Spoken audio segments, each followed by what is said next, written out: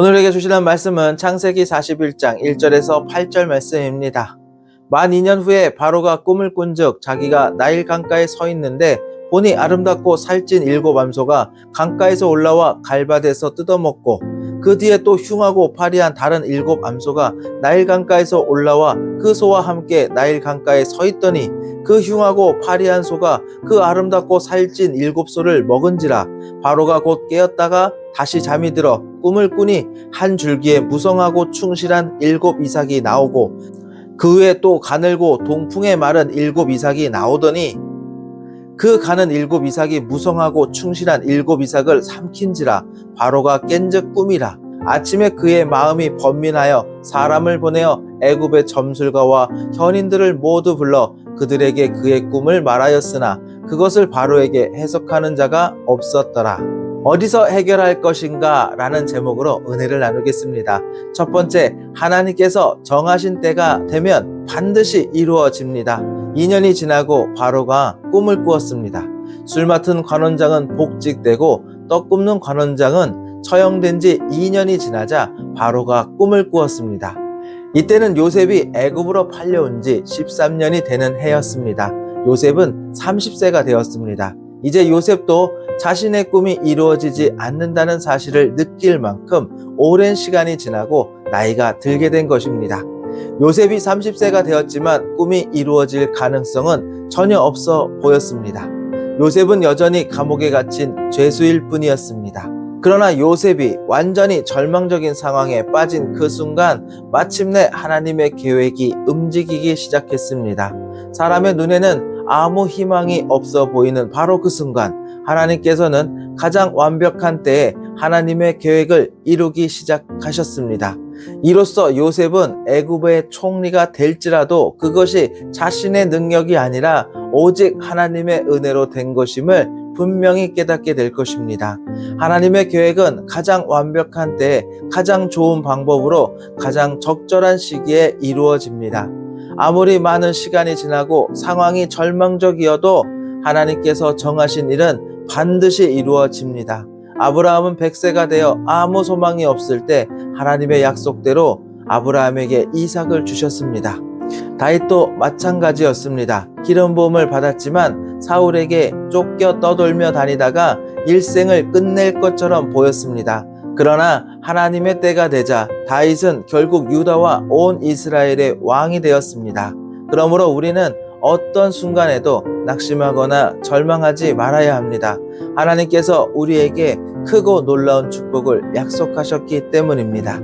마가복음 10장 29절에서 30절 말씀입니다.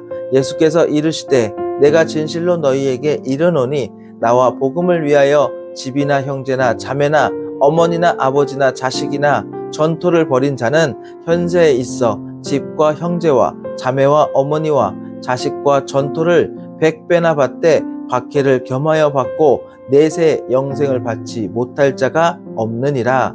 빌립보서 4장 19절 말씀입니다. 나의 하나님이 그리스도 예수 안에서 영광 가운데 그 풍성한 대로 너희 모든 쓸 것을 채우시리라. 비록 이 땅에서 고난을 겪어도 그것은 하나님께서 크고 놀라운 계획을 이루어 가시는 과정입니다. 하나님께서 정하신 때가 되면 반드시 크고 놀라운 계획을 우리에게 이루어 주실 것입니다. 내가 절망적인 상황일 때도 하나님이 일하고 계심을 믿고 있습니까? 하나님의 때를 기다리며 나는 어떻게 믿음으로 살아갈 수 있습니까? 두 번째, 하나님께서 모든 고민을 해결해 주실 것입니다. 애굽왕 바로는 꿈을 꾸었지만 그 뜻을 알 수 없어 마음이 불안했습니다.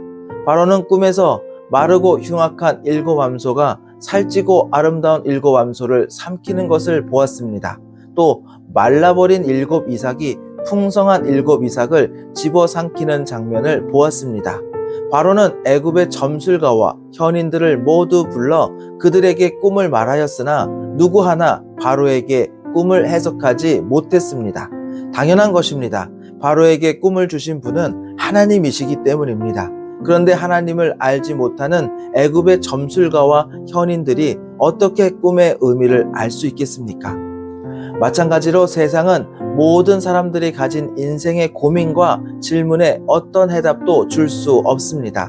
바로에게 꿈을 주신 하나님은 세상을 만들고 다스리며 역사를 이끄십니다. 그러므로 하나님을 믿지 않는 세상은 인생의 문제와 미래에 대한 답을 줄 수 없습니다. 하지만 오늘날 일부 사람들은 과학이 발전하면 모든 문제를 해결할 수 있다고 믿습니다. 또 어떤 사람들은 철학으로 인간과 우주의 비밀을 풀려고 합니다. 어떤 사람들은 무당이나 우상에게 인생의 답을 찾으려고 합니다. 하지만 그 어떤 것도 인생의 근본적인 문제를 해결해 주지 못합니다. 과학이 발전해도 인간의 영혼을 설명하지 못합니다. 철학도 시대가 지나면 새로운 사상에 밀려서 잊혀질 것입니다. 무당과 우상을 찾는 사람들은 거짓과 엉터리 점괘와 아무 답도 없는 우상에 실망하고 허탈감만 느낄 뿐입니다. 세상 어디에도 인생의 고민과 문제를 해결해 줄 답은 없습니다. 세상 속에서 삶과 영혼에 관한 답을 찾으려는 사람은 결국 실망하고 허무함만 느낄 것입니다. 하지만 하나님께 나아가는 사람은 인생의 모든 고민에 대한 답을 찾을 수 있습니다. 인생의 문제로 고민하고 있습니까?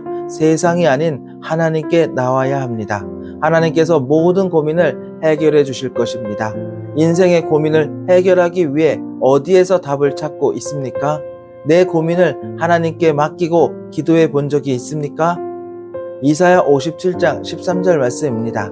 내가 부르짖을 때에 내가 모은 우상들에게 너를 구원하게 하라. 그것들은 다 바람에 날려가겠고 기운에 불려갈 것이로되 나를 의뢰하는 자는 땅을 차지하겠고 나의 거룩한 산을 기업으로 얻으리라.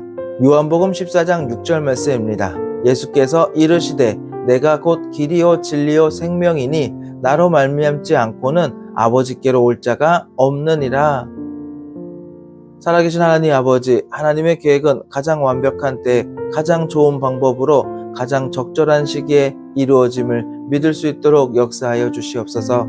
아무리 많은 시간이 지나고 상황이 절망적이어도 하나님께서 정하신 일은 반드시 이루어짐을 깨달을 수 있도록 도와주시옵소서. 세상 어디에도 인생의 고민과 문제를 해결해 줄 답은 없다는 것을 알게 하여 주시옵소서. 예수님의 이름으로 기도드립니다. 아멘.